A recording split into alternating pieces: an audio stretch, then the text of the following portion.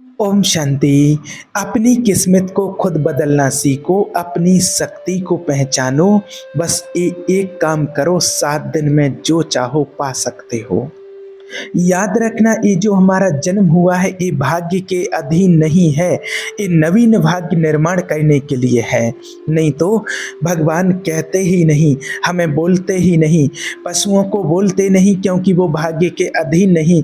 केवल मनुष्य शरीर को ये आदेश दिया गया है, किसी देवताओं को भी ये आदेश नहीं दिया गया कि आप ये करो ये ना करो, क्योंकि वो वही करेंगे जो उनके सुकृत हैं, बस उसके अनुसार भोग भोगेंगे। आगे कुछ नहीं कर सकते, नवीन कर्म नहीं कर सकते, न स्वर्ग के देवताएं कर सकते हैं। सब अपने अपने परिणाम को केवल भोग रहे हैं। यहाँ परिणाम उपस्थित करने का समय है। आप जो चाहो अपना परिणाम बना सकते हो, जैसा चाहो अभी बना सकते हो। चाहो तो नारायण बन जाओ, जो चाहो अभी कर सकते हो। ये हमें मनुष्य शरीर अभी मिला हुआ है। और याद रखना, ऐसा ज्ञान किस काम का, ऐसा शास्त्र स्वाध्याय वो पंडिताई सा ज्ञान किस काम का, जो ईश्वर की प्राप्ति प्रारब्ध पर छोड़ दे। तो कुछ लोग ऐसे होते हैं जो भगवान का ज्ञान पाकर के भी, या शास्त्रों का स्वाध्याय करके, या जो भक्ति मार्ग में है, तो वो संत महात्माओं की वाणी सुन कर के भी वो ये सोचते हैं, इस विचार में आ जाते हैं कि मुझे क्या कहना चाहिए।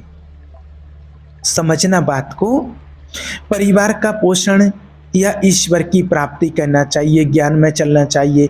2 विभाग कर लिए, इसलिए खतरा हो जाता है, निर्णय नहीं कर पाते हैं। और सही पूछा जाए तो 2 तो है ही नहीं, एक ही बात है। और समझ जाओ तो आप कहीं भी रहो, चाहे गृहस्थी में रहो, चाहे समर्पित होकर के रहो, आपको ईश्वर की प्राप्ति तो हो ही जाएगी। भगवान तो आपको मिल ही गए हैं। अब व्यक्ति विचार करता है कि अभी तो शादी हुई है, या फिर अभी छोटे छोटे बच्चे हैं, या फिर अभी बच्चों का विवाह किया है, और अभी ये छोटे छोटे हैं, अभी ये क्या जाने संसार का, अभी मेरी आवश्यकता है, नहीं तो संसार इनको परेशान कर देगा। और वो अपने अहम जनित कर्ता भाव से ऐसा बंध जाता है कि निर्णय ही नहीं कर पाता है कि मुझे करना क्या चाहिए। और परमात्मा कहते हैं कि समझो, जिस कर्तव्य को तुम विचार करके और झूठे भाव को कर्तव्य मान रहे हो, अरे माया के दीवाने, यहाँ किसी को नहीं रहना है, कहना है अंत पयाना।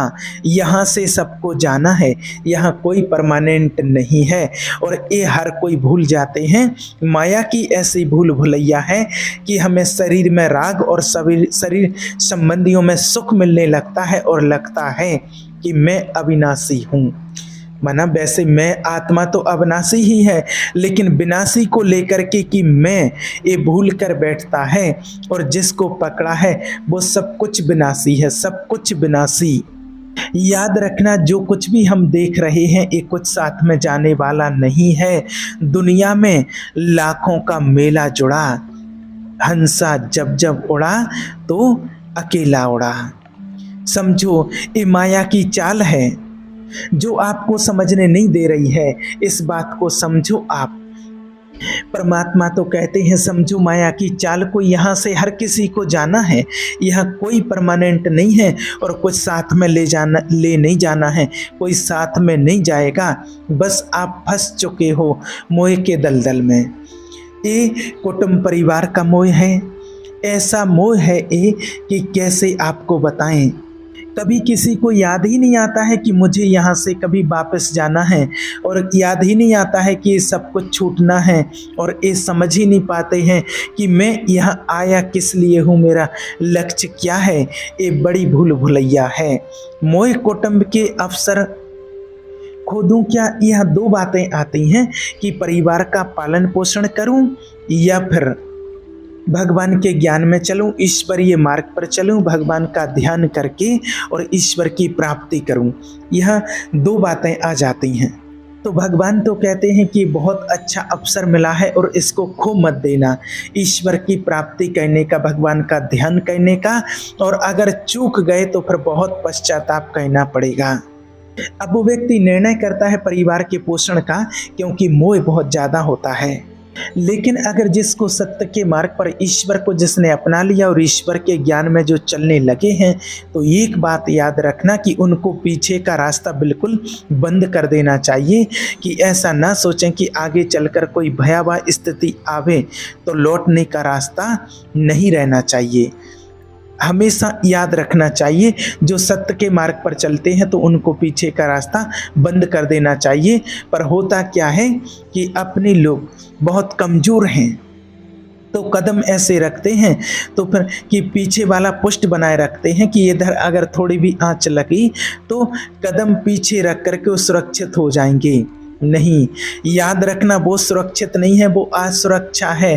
परिवार का राग, अन्य भरोसा, किसी देहधारी का भरोसा, किसी वस्तु वैभव का भरोसा, ये भरोसे लायक चीज़ है। अरे ये तो क्षण में बिगड़ने वाली चीज़ है, ये भरोसे लायक नहीं है। भरोसा तो एक परमात्मा का है, भगवान का भरोसा है बस, और किसी का भरोसा नहीं है। और याद रखना कि अगर आपने ईश्वर के ऊपर भरोसा किया है तो आपको भगवान कभी भरोसेहीन नहीं होने देंगे। ये भरोसा कभी धोखा नहीं देगा आपका, और आपको कभी आपका अमंगल नहीं होगा। अब जो इतना परिवार का मोह सताता है तो कहा जाता है ना कि दिन तो बिल्कुल बैल की तरह काम करने में बिता देता है और रात्रि नींद और भोग में समाप्त हो रही है। आठों पहर की 60 घड़ियां बेकार में इस व्यक्ति ने व्यतीत कर दी हैं। एक क्षण भी शांति से बैठ कर के विचार नहीं किया कि मेरा जन्म किस लिए हुआ है, मैं क्या कर रहा हूँ, मैं यहाँ पर क्यों आया हूँ, और अपना कुशल चाहता है। फिर भी एक छिन्न भगवान का नाम नहीं लेना, फिर कुशल कहाँ से होगा। सपने में भी शांति नहीं, सपने में भी विश्राम नहीं मिलेगा जब तक आप भगवान का ध्यान नहीं करोगे। याद रखना, जब तक परमात्मा को याद नहीं करोगे, मेडिटेशन नहीं करोगे। और होता क्या है कि बालक अवस्था तो खेल में चली गई, जवानी हुआ तो अहंकार मद छाया, मैं करता मैं भोगता इसमें चली गई, और जब वृद्ध अवस्था हुई तो रोग और चिंताओं ने घेर लिया। अब इतना दुखी है कि वो सोच भी नहीं सकता कि मैं इनसे दूर होकर के भगवान का ध्यान करूं। और फिर व्यक्ति की ऐसी स्थिति होती है कि जाते जाते अंतिम टाइम पर भी उसको लगता है कि ऐसा क्या कर दूं, कहाँ से कैसे व्यवस्था कर दूं परिवार के लिए। और मना ये लगता है कि बस हम ही चला रहे हैं परिवार को, चाहे आप कहीं भी बैठे हो, और लगता कि मैं ही चला रहा हूँ और हम नहीं चलाएंगे तो नष्ट हो जाएंगे, ऐसा लगता है। आए हैं भगवान का ध्यान करने के लिए, भजन करने के लिए, और पूरा का पूरा प्रपंच दिमाग में पड़ा रहता है। अब जब ऐसी बात आती है भगवान के मार्ग पर चलने की, तो कई लोग फिर ये भी कहते हैं कि तो क्या करें, क्या घर परिवार छोड़ करके तुम्हारी तरह बाबा जी बन जाएं, संत हो जाएं। देखिए, बाबा जी बनने से, संत बनने से कभी ईश्वर की प्राप्ति नहीं होती है, याद रखना। अगर आप बाबा जी बाहरी बात को ले रहे हैं तो बाबा जी बनने से ईश्वर की प्राप्ति नहीं होती है, भगवान के होने से भगवान की प्राप्ति होती है। चाहे वो आप गृहस्थी में रह करके बनो या आप समर्पित होकर के बनो, ये 2 मार्ग शास्त्रों में भी स्थापित हैं। अगर वेश बदल लिया है और परिवार का राग है, भोगों का राग है, संसार की सत्यता का भान हो रहा कि सब सत्य है, कोई फर्क नहीं पड़ता। वेश परिवर्तन से कोई फर्क नहीं पड़ता है। गधे की पीठ में चाहे आप मिट्टी ला दो, चाहे आप कबाड़ा ला दो, चाहे आप वेद शास्त्र ला दो, उसको बाहर से मतलब है बस। शरीर में चाहे आप लाल कपड़ा पहनो, चाहे सफ़ेद पहनो, चाहे काला पहनो, चाहे नीला पहनो, चाहे पीला पहनो, ये तो वस्त्र है शरीर का। आपका उद्देश्य क्या हुआ, आपका अपनापन कहाँ गया, एक खास बात है। कहीं ऐसा नहीं लिखा है कि बाबा जी बनने से, समर्पित होने से मोक्ष पद की प्राप्ति होती है, नहीं। जहाँ सच्चे मार्ग पर चलने की बात आएगी या संत की बात आएगी तो वहाँ लक्षण होंगे। जहाँ ईश्वर प्राप्ति की बात आएगी वहाँ मन का प्रभु में तन्मयता होना, ईश्वर में लगन लग जाना, भगवान के चिंतन में मगन हो जाना, चाहे वो गृहस्थ हो चाहे वृत्त हो, समर्पित हो, एक है। अगर संसार का व्यवहार पसंद नहीं, प्रसन्न नहीं कर पा रहा है तो समझो कि वो निर्वर्ती मार्ग का पथिक बन गया, ईश्वर के मार्ग का पथिक बन गया। और एक है कि संसार के व्यवहार को और एक संसार के मार्ग को ईश्वर का स्वरूप समझ करके, ईश्वर को सब कुछ समर्पित करते हुए, ईश्वर को अपना मान करके और वैसे ही चल रहा है तो वैसे ही ईश्वर की प्राप्ति उस आत्मा को भी होगी। और कुछ लोग ऐसे भी होते हैं जो कहते हैं कि नहीं, हम बस थोड़े दिन और हैं और थोड़े दिन में हम सब कुछ निपटा करके और फिर ईश्वर के ज्ञान में चलने लगेंगे, सद्मार्ग पर चलने लगेंगे। तो समझ लेना, आपसे भी चतुर वो काल है, सांसों का कोई भरोसा नहीं है। आपको हो सकता है उतने ही समय में आपकी सांसें पूरी हो जाएं, तो फिर क्या होगा।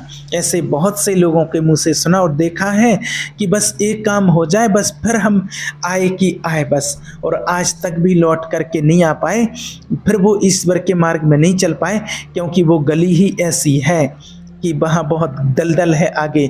जो वहाँ गया और मोह की गली में डूबा तो निकलना बड़ा मुश्किल होता है। और सत्संग में परमात्मा के ज्ञान में इतना सामर्थ्य होता है कि जब आप सत्संग सुनने आश्रम में आते हो, सत्संग मुरली चलती है सुनने के लिए, जब आप आश्रम में आते हो और जब कोई बात निकलती है, परमात्मा बोलते हैं मुरली में, तो ऐसे लगता है कि बिल्कुल अभी बिल्कुल कि आपको चुटकियों में ऐसे लगेगा कि अभी ऐसे निकल जाएंगे। और जैसे ही आश्रम के गेट के बाहर हुई और वो हवा लगने दो, फिर लगेगा कि कैसे निकलें। ऐसी प्रचंड माया है। इसलिए भगवान कहते हैं कि चिंतन चलता रहे, तुम्हारा निरंतर परमात्मा की याद बनी रहे, इस बात का याद रखना। नहीं तो ये सब जो इकट्ठे हुए हैं ना, माता पिता भाई बहन बंधु, सब बिछुड़ते चले जाते हैं और उसी मोह में फिर व्यक्ति रह जाता है। और ये मेला जो देख रहे हो, एक कुछ समय तक का होता है, बस याद रखना। और जो हम लोग परिवार को अपना मैं मान करके, मेरा मान करके उनको पोषित करते हैं, पालन पोषण करते हैं, वो कुछ समय के लिए है। जैसे नदी पार करने के लिए 50 लोग इकट्ठे हुए, नाव में बैठे, सब एक साथ नाव किनारे पर पहुंचा और सब अपने अपने मार्ग को चले जाते, कोई किसी का साथ नहीं देता है। ऐसे ही मृत्यु का समय आया, आप कितना भी प्यार करो किसी को, वो लौट के आपको पूछने के लिए नहीं आएगा कि आप कैसे हैं, या आपने कितना भी सबके लिए किया है। मोह से युक्त होकर के अपना जीवन, विशेष जीवन आपने दे दिया, लेकिन आपकी क्या दुर्गति होगी किसी को कोई परवाह नहीं है। बस फूंक फांक के 10-5 दिन में जो क्रिया हुई और फिर बस अपने सब मौज मस्ती में, कोई तुम्हारा चिंतन, कोई तुम्हारा नाम नहीं लेगा, कोई तुम्हारे लिए आंसू नहीं बहाएगा। और अगर कोई रोता है तो वो कैसे रोता है कि आज तक हमने जो कहा है वही इन्होंने पूरा किया, मतलब कि अपनी कामनाओं की पूर्ति के लिए रोता है। अब कौन हमारी बात सुनेगा तुम्हारे बिना। तुम कितना हमें चाहते थे, अब कोई नहीं इतना चाहने वाला। क्या कह के रो रहा, सोचो, आप समझो, क्या कह के रो रहा। अपनी कामनाओं की स्वार्थ की पूर्ति के लिए रो रहा, तुम्हारे लिए नहीं रो रहे हैं वो, याद रखना। ये ईश्वर का बगीचा है, संसार रंग बिरंगे इसमें फूल हैं। कुछ तो कल ही मुरझा कर नष्ट हो जाते हैं, कुछ फूल खिल करके नष्ट हो जाते हैं, कुछ में ऐसी सुगंध आती है, थोड़ी सुगंध फैलती और फिर नष्ट हो जाते हैं। ये बगीचा केवल देखने में सुहावना लगता है लेकिन है बड़ा भयावना। इसमें मृत्यु का तांडव हो रहा है। आप देखो प्रतिपल मृत्यु भयावह, पर कैसी माया है। सामने वाला पतंगा जला फिर भी उसी में जाकर के वो जलता है। और ऐसे ही आज दुनिया में है कि एक को जला करके आ रहे हैं, अग्नि संस्कार करके आ रहे हैं, और ये बैराग नहीं हो रहा कि मेरे शरीर की भी ये दशा होनी है, मुझे कुछ कर लेना चाहिए, ऐसा कुछ कर लेना चाहिए जैसे कि हम अभी रहते और कर्मातीत अवस्था को प्राप्त हो जाएं, ऐसा कुछ करें। याद रखना, ये पुत्र और परिवार का मिलन ऐसा है जैसे ये सुख यहाँ का ऐसे है जैसे पत्ते में ओस की बूंद, कितने सेकंड में ढल जाएगी कुछ पता नहीं। ऐसे ही ये है। बड़े हर्षित हो रहे हैं हम, आज बाजे बजवा रहे हैं, बहुत दिनों बाद लड़का हुआ है, फूले नहीं समा रहे हैं, और काल की अवधि बहुत कम होती है, किसी को कोई पता नहीं, बस अब वो ख़त्म। मतलब कि जो बूंद जो है वो पत्ते से गिर गई है। अब किस बात को लेकर के यहाँ खुशी मनाई जाए, किस बात को लेकर के हम यहाँ गर्व करें, यहाँ बहुत सावधानी की ज़रूरत है। जो यहाँ मिला वो यहीं छूट जाएगा। आप जब जाओगे तो आपके साथ सिर्फ आपका किया हुआ कर्म जाएगा, पुण्य या पाप। और पुण्य कर्म तो अधिकतर लोग करते नहीं, बस भगवान को याद नहीं किया, भगवान को जाना नहीं है, जाना नहीं, अब क्या करो। इसलिए कहते कुछ पुण्य कर्म यहाँ कमा लो, भगवान को याद करो, सब में सुख देने की भावना देखो, सब में परमात्मा का अंश देखो। जो भी आपके पास मन वचन कर्म से प्राप्त जो आपको हुआ है वो सबको सुख देने के लिए है। सब में भगवान का अंश है, वो आत्मा है, सब परमात्मा की संतान है। अब ये बात समझ में नहीं आएगी क्यों सुख दें हम, क्योंकि आपको सुख मिलना है। इसलिए आप इस सिद्धांत को समझो। अगर आप सबके सुखों को खींच करके उनको दुख दे करके सुखी होना चाहते हो तो वो दुख लौट करके बड़ा भारी रूप रख करके आपके पास आएगा, आपको भोगना पड़ेगा। आप दूसरे को सुख दिए तो सुख लौट करके आपको बड़ा भारी सुख आपको देगा, इस सिद्धांत है। इस समझो पर समझ ठीक है नहीं।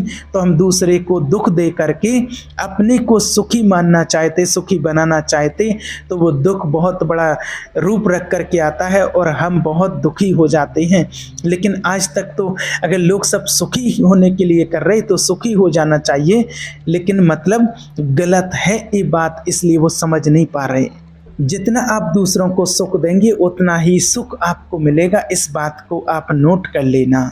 और याद रखना, आपका परम हितकारी सिर्फ परमात्मा है, परमपिता परमात्मा है।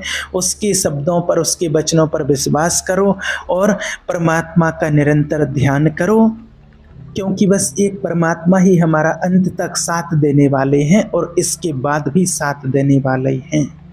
और घर परिवार की जो जिम्मेवारी, जो सेवा मिली हुई है, उसे मेरा मान करके नहीं, ये सब आत्माएं परमात्मा की संतान है, मुझे भगवान ने इसकी सेवा के निमित्त बनाया है, ये भाव मान करके चलो, तो उसमें भी आपको वो सेवा भी होगी, जिम्मेवारी भी पूरी निभाओगे और उससे भी आपको पुण्य कर्मों की प्राप्ति होगी, क्योंकि आप ईश्वर की संतान मान करके उनकी सेवा कर रहे हो।